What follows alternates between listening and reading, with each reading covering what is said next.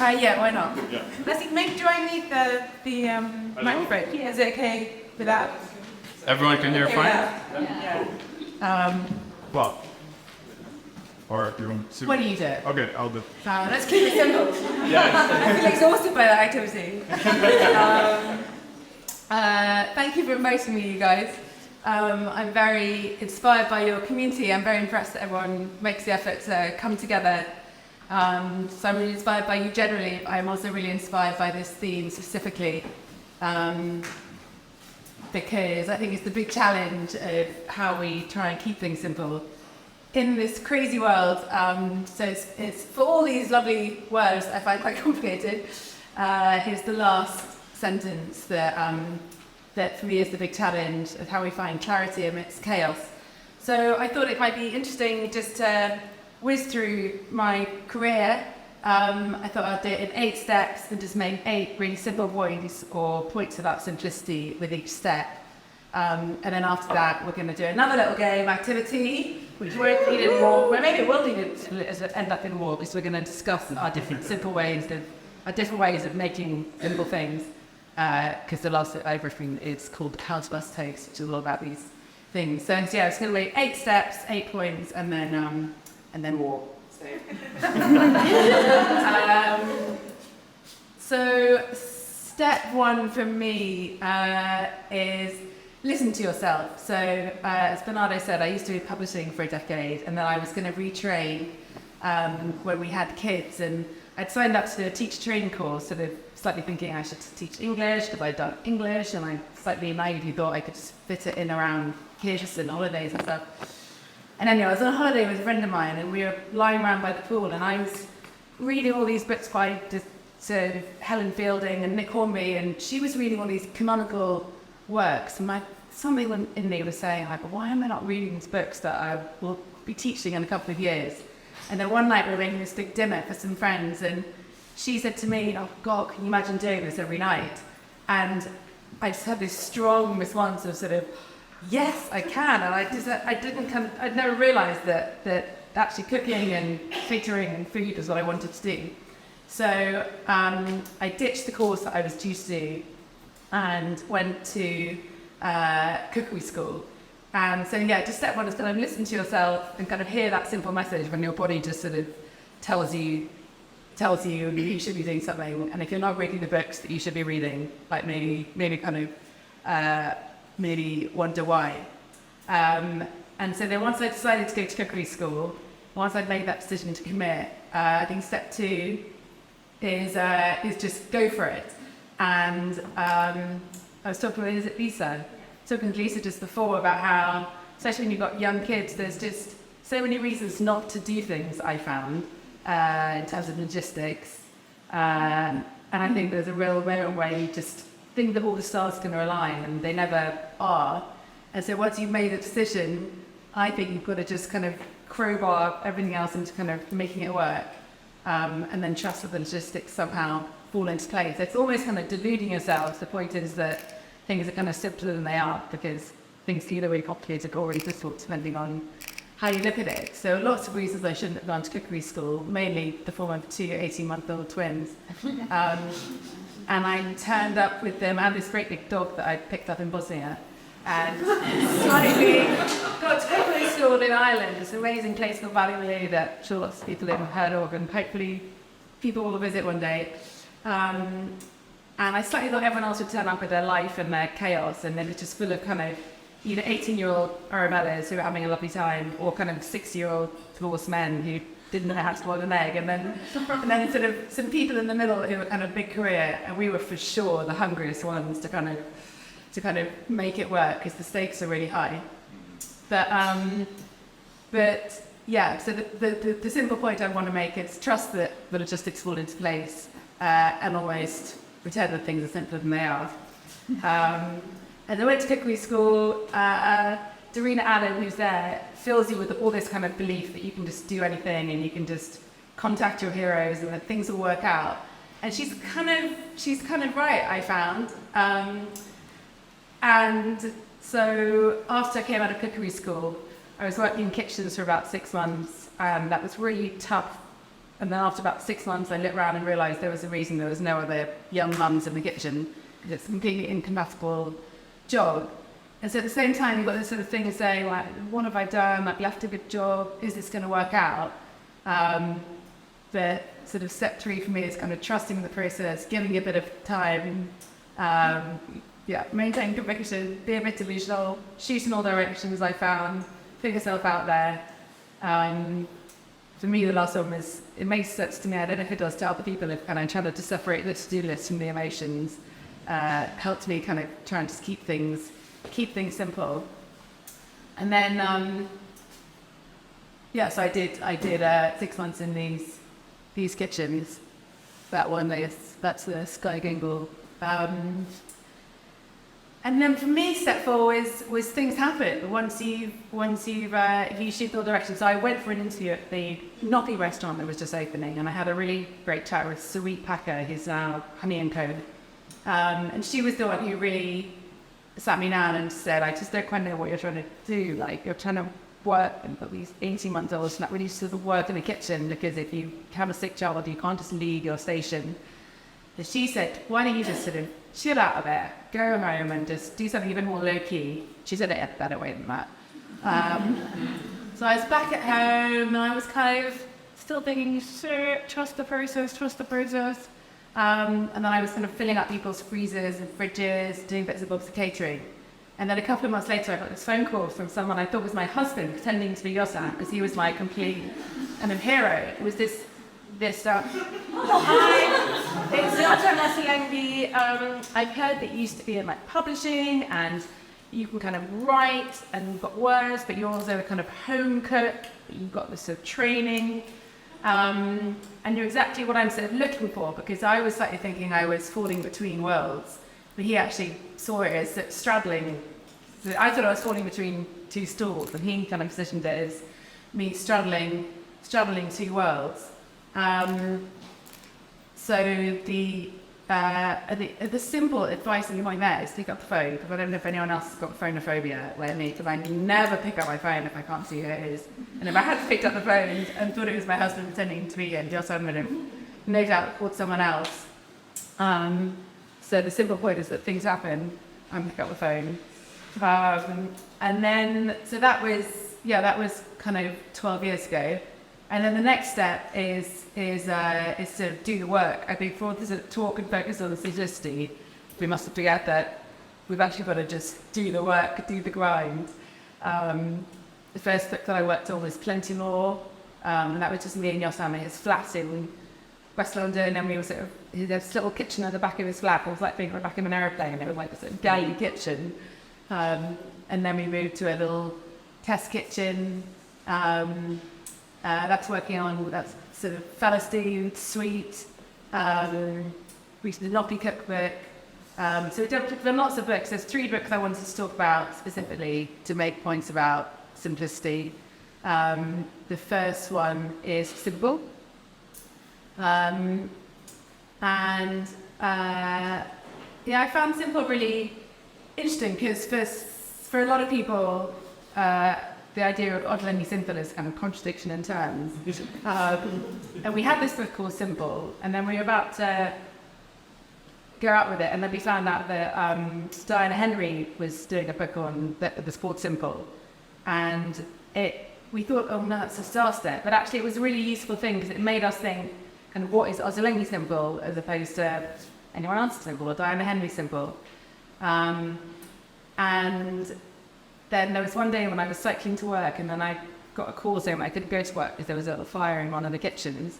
And then I was stranded in town, and I didn't have my laptop, I didn't want to go home, and so I just went to my husband's office, and I just had a sort of pen and paper in this time, and I had this whole day, and this kind of gift of time, and I just sat down and just had some thinking.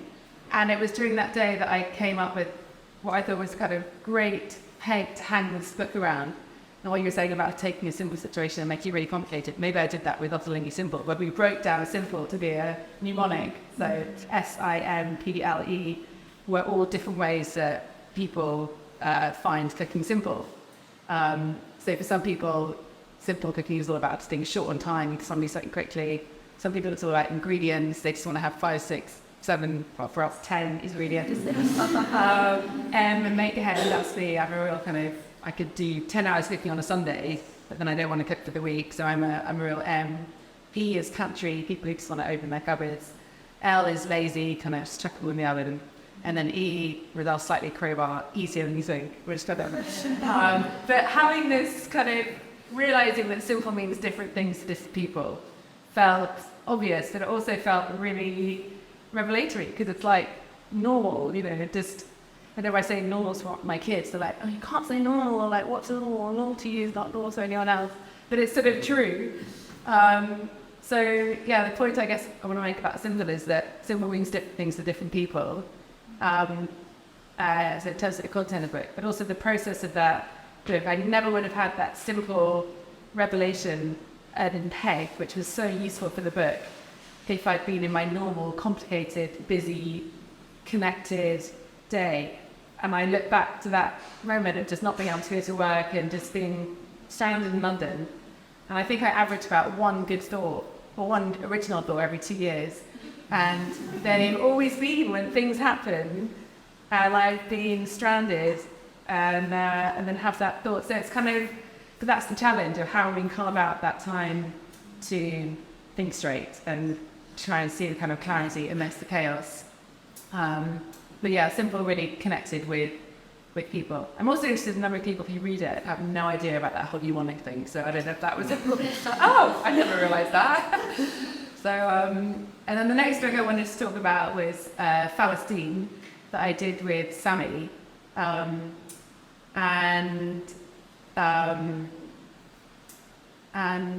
when I started off, I was very nervous about my role in it because, like, who am I, kind of posh, white, South London girl, to write a book of Palestinian food with Sammy and tell a story and spend so long working on it. And I was really nervous about it, but then I realised actually that it could kind of be useful because almost my ignorance or my nerves were similar to people who are reading the book itself. And I think I was then able to kind of ask questions that people are too nervous to ask because the Middle East feels like a very kind of sort of nerve-wracking subject to talk about because everyone's too nervous about asking questions for fear of offending or asking the wrong question.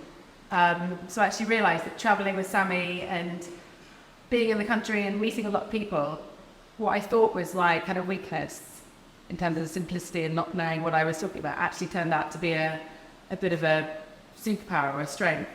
So I think my point is that ignorance is an okay place to start as long as it's done with humility and it's a sort of conscious ignorance.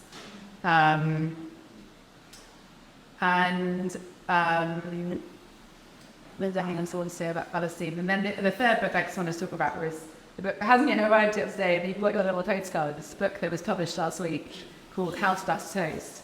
And it's all about the fact that there's so much conviction about how to make very, very simple recipes. I think for people at home, they can actually be really confused about how to do things. So it's kind of cry to kind of remember that things can actually be much simpler in the kitchen than we kind of make out, and actually the fewer the ingredients, the more certain everyone is that their way is the only way. And also the actual process of writing a sort of simple message that there was quite a lot of no's along the way. It's a book about recipes, so it hasn't got any recipes in it, and it's written in the form of rhymes. That's quite sort of, but wasn't the most obvious sell. And there was certainly no's along the way, but my kids kept saying, you just need one yes at every stage, and it's kind of true. You have so many no's, and obviously these kids are like, J.K. Rowling heard 50 times. I'm like, yeah, I'm not sure I'm J.K. Rowling, but it's kind of true. You just get one yes, and then another yes, and then another yes, and so many no's.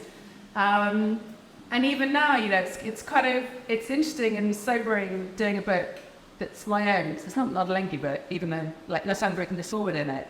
But having gone from the last decade where doing an lengthy book, kind of promoting it, you just kind of swan through every door that's open for you when everyone is upholding the door, and then doing it by yourself and like, hello, let me in. So it's so even sort of now, 12 years on, and after all my kind of 8 steps and 8 points, there's still it's still kind of believing all those same things about trusting the process and shooting all directions and doing the work.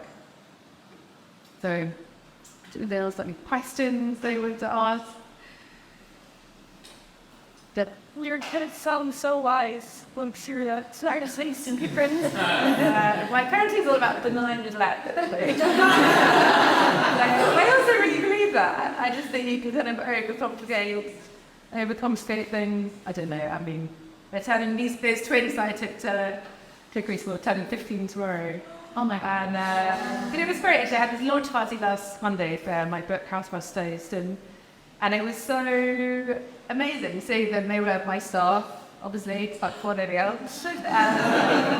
And it was great. It was amazing, like, gone on this journey with them. Not that they like aubergines or anything. So, yeah, they were great. I think my acknowledgements to House Must Toast says, I acknowledge them all, and I enter with, like, despite me, you're an incredible, but I'm sure most parents think, no, like, how the hell you are making English me as a parent, but anyway. Well, I mean, like, your work just in the kitchen is, like, so inspiring, and I know, like, and we're both saying that, but I'm just curious of what is your philosophy when you enter the kitchen? Like, what is your mantra going into the day, and how do you kind of, like, translate that to creating all of these really, like, interesting recipes as well? I mean, it's not just me. So we're a team. So it used to just be me and Yossam, and now it's me and Yossam, and then there's kind of 4 development chefs in the test kitchen. So everyone just goes in hungry. But it's also keeping it simple. It's like when if you're cooking with your buddies, you can kind of get your mix to the twist and forget that actually, if you think it tastes delicious and you want to eat it, then it's going to be great. I think that the problem people make sort of around Christmas, for example, is that people try and sort of become almost a different person from who they are. They're sort of, it's kind of mad that, I think you sort of used to forget what kind of cook you are, or what kind of eater you are, or what kind of, but again, I think that's the confidence trick, isn't it? It's like with writing, you have to kind of, on one hand, pretend that you're more confident than you are, be a more confident version of yourself, and yet don't try and be someone else. So in fact, I kind of talk to my kids, like I imagine a kind of smart 15-year-old and think, like, what would I say to them, or what do I want to feed my friend, or what do I want to feed myself?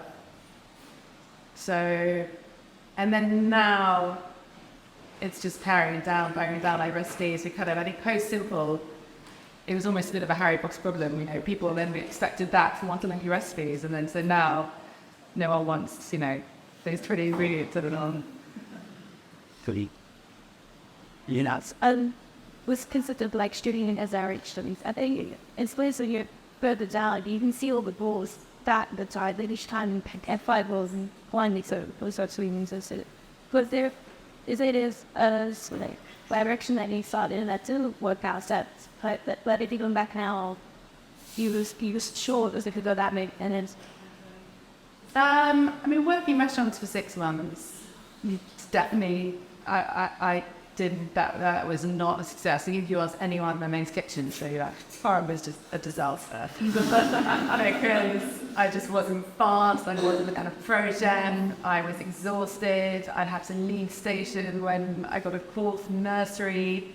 Restaurants completely unfamily friendly. I don't understand why dog share is not an option in a restaurant. They've got to sort it out because they're losing talent and sort of hungry people who want to do it just because of logistics. So for all my talk about making logistics work, that's not realistic in the middle of service. I definitely don't regret spending 10 years in publishing, but I think that's really useful. So kitchens, I think if I spent longer in kitchens, maybe it would have tipped over into kind of exhaustion stroke, sort of getting out of the game. But I got out just soon enough. Yeah. And then I think we can have more questions, and then we're also I thought it would be fun just to get a postcard and and then find someone else who's maybe got the same one, and then you could exchange ideas about how you do these things. Then we can kind of share ideas, but comment off questions as well. And I just learned that I have to separate the third kind of liquid from the egg.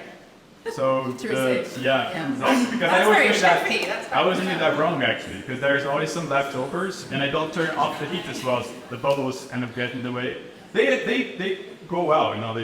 They're good, but I think they can do better. And I'll try that later probably. I just forgot the name of my double. Where are you? Behind the trees.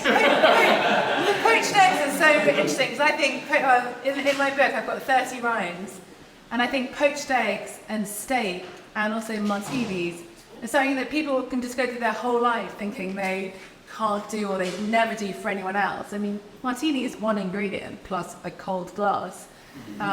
Steak, one ingredient in a hot pan, and then poached egg is like almost the simplest sort of egg. And yeah, I do think people live their whole life never dream of kind of doing things for other people, those three things, which is a kind of madness, I think.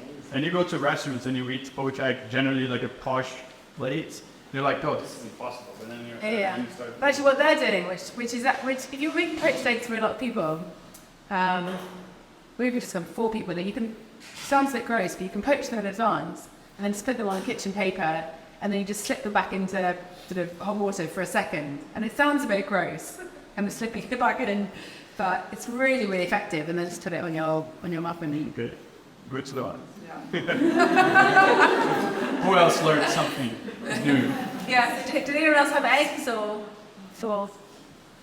And shall I add? And then that's all of your tubs full in an egg. And we were talking about 10 minutes stuff. And She does a good taste for songs. Hey! I'm not so much on that. What's the perfect song? Every time. That sounds great. Wow, that's a viral video waiting to happen. That's brilliant.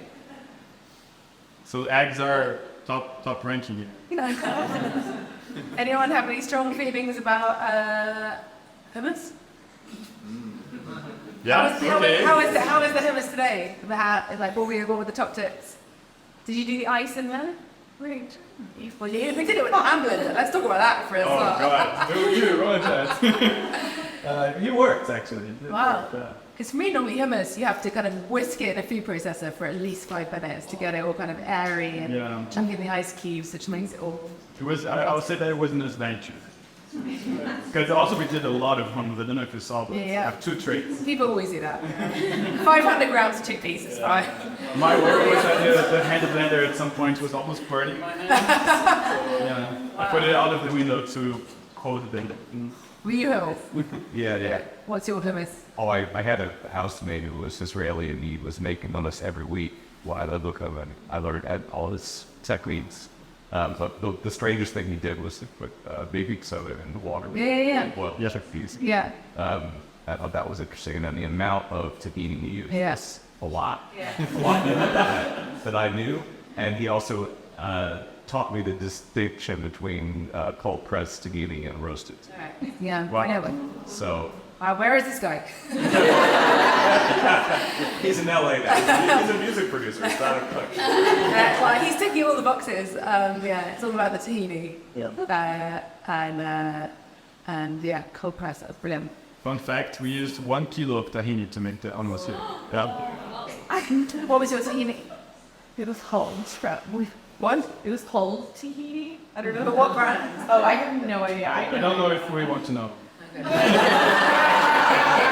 like called for like 1700 grams of tahini, and I'm like, surely 5 is enough. No, it was not enough.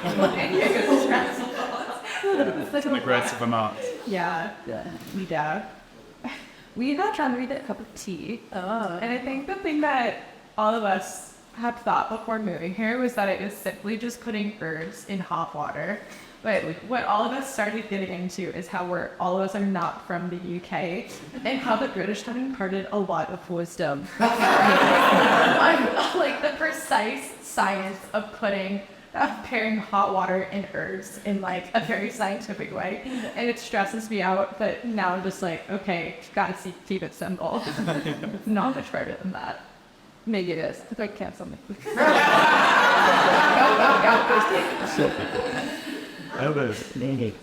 I make a really bad cup of tea because I don't drink tea with milk. So when I make it for other people, it's just horrible. And just I think because I put the milk in last, that it then denatures because it hits the boiling water, so it all kind of funny splits on top.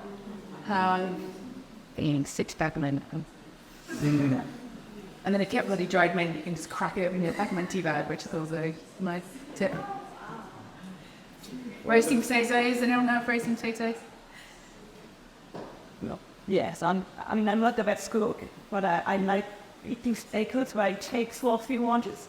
So I'm very partial to that, be very kind. Okay. You also I already ever eat the potatoes in something else. So Okay. A devious Western iron. But it is interesting. I find it interesting that everyone here has been quite kind of open-minded and relaxed. But some people, when it comes to talking about their sort of martini or their whatever it is, sort of cling on so strongly to their way. And it's so, and I think the kind of the concern or the anxiety can come because people think there's a right or wrong way rather than an either or. And the same with simplicity. There's not a right or wrong way. It's just there's lots of different ways of doing it. As long as it's good in the end. Yeah. As long as it tastes good, it feels good. True in the kitchen is true in life. Right. I did read the introduction to the book. Absolutely. There's a little wet outside for the books. Alright. So this is the introduction to the book, and it's kind of I don't know if it's true as in life of the kitchen. This is a book about recipes with very few recipes in it. A recipe book without recipes. What therefore is in it? It looks at some of the different ways the same dish is prepared to reassure the general cook that they should not feel scared. And for all that chefs make out that their way is the gospel text, different versions of the gospel leave one quite perplexed. It is in fact the recipes that can mess with the mind. With all their little differences, they end up misaligned. The fewer the ingredients, the fewer items used, the more chefs seem so certain and the more we are confused. Definitive turns out to be not quite so watertight. There are in fact a lot of ways to make a dish just right. If you think that the way you make it tastes divine to you, then this is how it should be cooked. This is what you should do. There is a lot of noise out there. There are a lot of cooks saying lots of things online and lots of things in books. So here's to seeing recipes as preference, not default. Instructions read with quite a hearty pinch of flaked sea salt.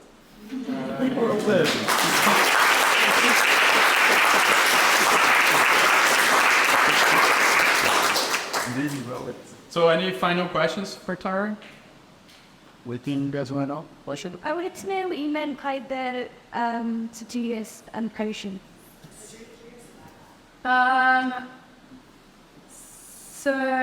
Speaking from my own experience, I can get overwhelmed by, the kind of the imposter syndrome or the nerves or the emotions or the adrenaline or the excitement or whatever's happening or kind of sort of spinning ahead to kind of the next 10 stages.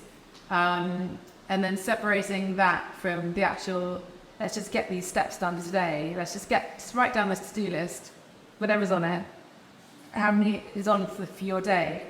And just try and kind of, when you do one, just do it and do the whole thing and then move on to the next one.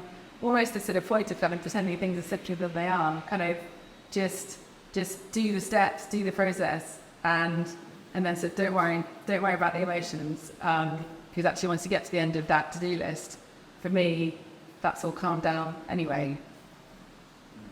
So I heard someone else say it, and it really struck a chord with me.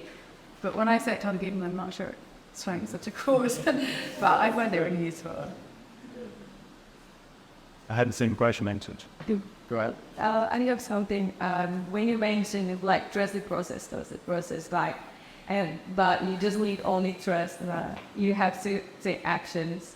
I was reading the book, The Manifest by Roxy and Fuzzy, and she always mentioned saying, just share with us a little bit. You know, we had that struggle, but you need to take actions, otherwise you're not going to be clean. How was it, and what actions you to when you're struggling, you didn't want to do, but you have to? That's a big question. So, I don't know, just leaving the house this morning. I left the house at 7 o'clock. Kids went away, didn't really know who was doing what. Does my child know he's got a dyslexia session at 8:25 that he needs to be in a special room? Like, probably not. But sort of just like wrote some notes, left them in the kitchen, trusted the process, like it's going to kind of work out, kind of get on the bike, just go. Because there is more for a woman, I don't, can't speak just as a woman, as opposed to, you know, as a mother, kind of all the guilt and just kind of trusting that everyone else is going to be okay. And then it kind of is, isn't it? It's a black machine. Love to look for the answer. Yeah. Have you got an experience that have you had a thing where you've kind of jumped into without a parachute and trusted that it will work out? I think I am that sage. Like, you have to do that, otherwise it's not going to happen. And like you said, I'll contact your heroes. So if they have, and also when things, I know it's such a cliche, but when things, you know, someone's like the darkest hour is right before the dawn. Like, we missed a slide, but it was with Palestine, and that was like such a big moment for me because it's the first time I authored a book in my own name rather than becoming a ghostwriter, and it was going to be my big moment and a lot of work, 3 years work. And then it was published on the 26th of March 2020, literally the day that London went into lockdown. And I was so gutted, and I was just grieving, you know, like the rest of the world, but it took me about 6 months to realise that everyone else was sad too.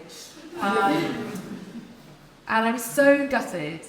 And as someone at the time had said to me, like, trust the process and trust that something good will come of that, I would have been so, like, it would have felt like really unuseful advice.